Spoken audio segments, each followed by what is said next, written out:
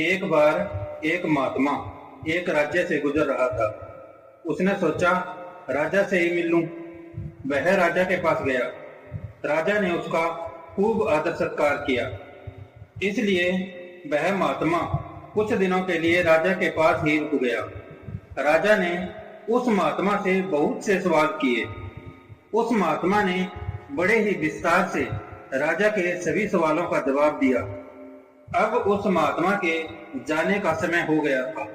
राजा ने महात्मा से कहा कि हे महात्मा, मैं आपको उपहार स्वरूप कुछ देने की इच्छा रखता हूँ।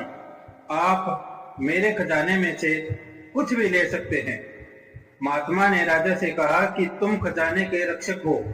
खजाना तुम्हारी संपत्ति नहीं है, यह तो राज्य की संपत्ति है। राजा ने कहा, महल तो मेरा ही है, आप महल ले लीजिए।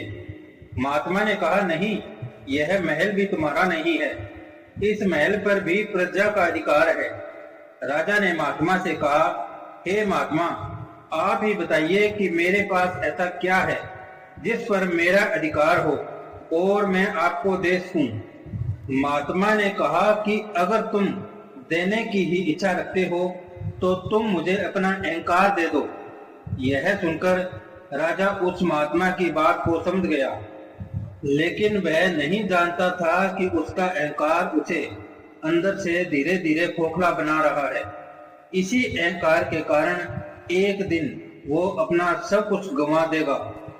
अगर आपके अंदर भी अहंकार है तो उसे आज ही त्याग दो, नहीं तो भविष्य में आपको पछताना पड़ सकता है। महानता कभी न गिरने में नहीं, बल्कि हर बार गिरकर उठ जाने में है।